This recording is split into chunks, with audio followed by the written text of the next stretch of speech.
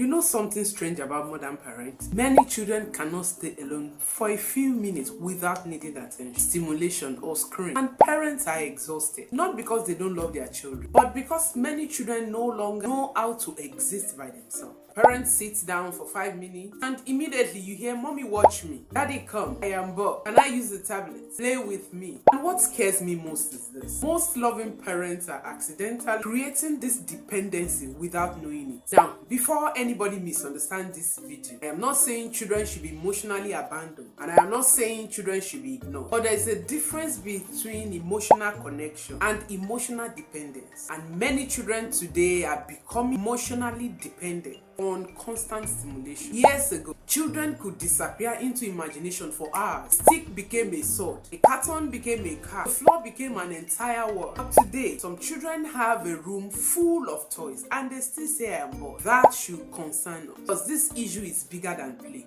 This is about emotional regulation, attention span, creativity, resilience, and the ability to exist without constant external entertainment. Over the years, something has become painfully obvious to me. Many children are not struggling because they are not capable. They are struggling because they were never trained emotionally to tolerate independence. And in this video, we're going to talk honestly about it. Why children can no longer play alone, how modern parenting contributed to it, the hidden danger behind constant entertainment, and how parents can slowly rebuild emotional independence in their children again. And trust me, the deeper reason behind this problem is probably not what most parents think. We care about raising emotionally healthy children, not just obedient children. Then subscribe to this YouTube channel, because here we are going to have real conversations that many people avoid. Let me address the real problem. Let's start here. The real issue is not toy. The real issue is emotional regulation. A child who cannot play alone is a child who cannot sit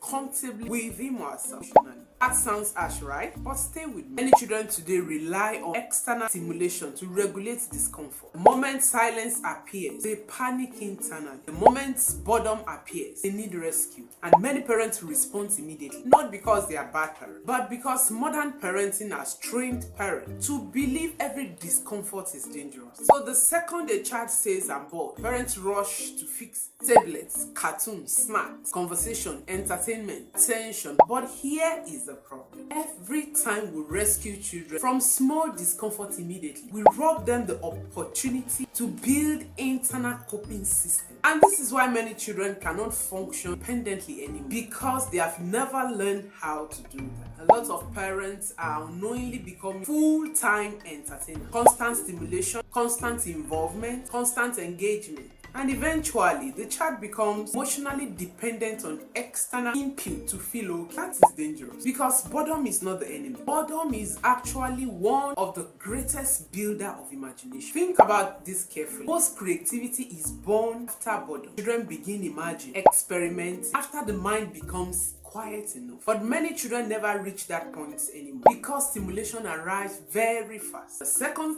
boredom appears, screen appears. The second discomfort appears, entertainment appears. And slowly, the child loses the ability to generate internal engagement. This is why some children now need noise, constant TV on, tablet on, phone nearby. Some even sleep with stimulation. Silence itself now feel uncomfortable. And what many parents think is love actually be emotional overdependence.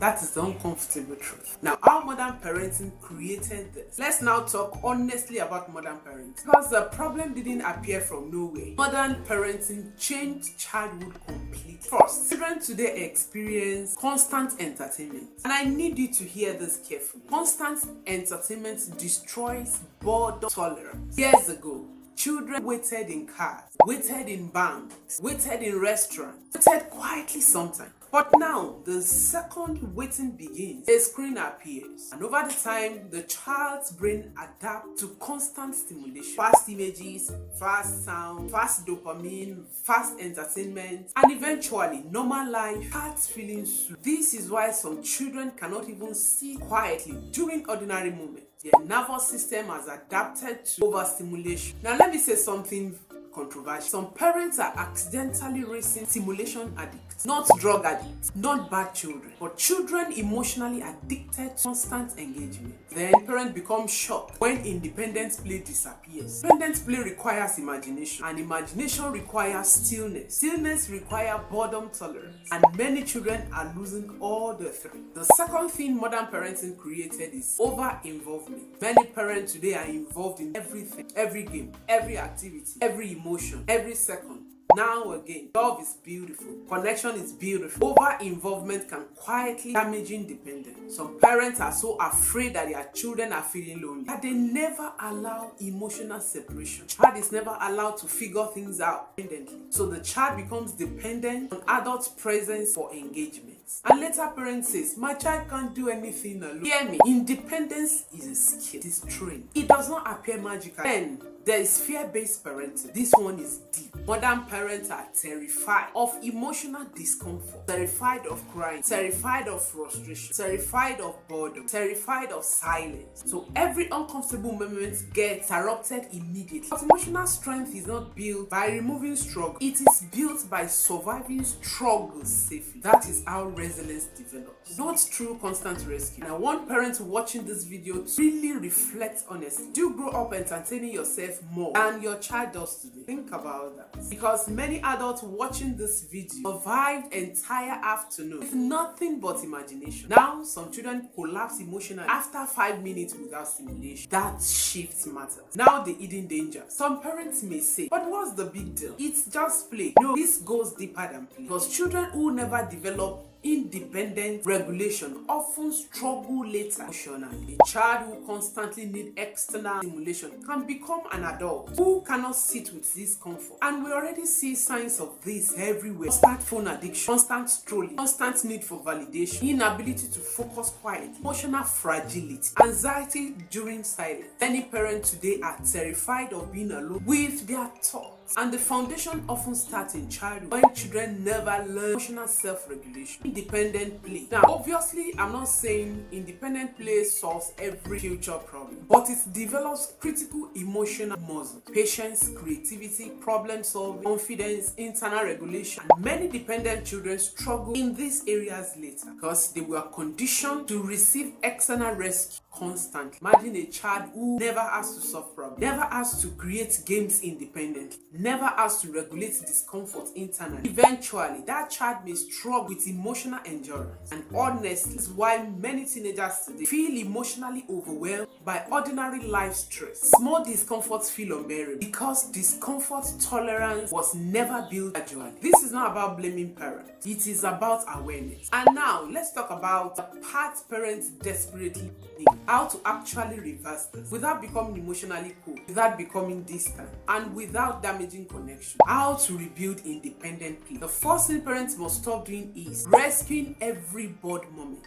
I know this is difficult emotionally because when your child says I'm bored, you feel pressure immediately. But boredom is not abuse. Boredom is not neglect. Boredom is usually the doorway to imagination. So instead of immediately entertaining the child, pause. Let the discomfort breathe. Let the child figure something out. Because creativity usually appears after frustration, never before it. The second thing parents need to reduce is constant stimulation. And honestly, screens are making this problem worse for many children. Fast entertainment changes attention span. It conditions the brain to expect constant novelty. So ordinary play starts from feeling boring. This is why some children abandon toys after 30 seconds. Their nervous system has adapted to high stimulation. Now, I want you to understand this carefully. The first few days of reducing stimulation actually get worse. The child may complain more, the child may get irritated, the child may become clingy, and that's normal because the brain is adjusting. Parents quit too early during this phase. But please stay calm,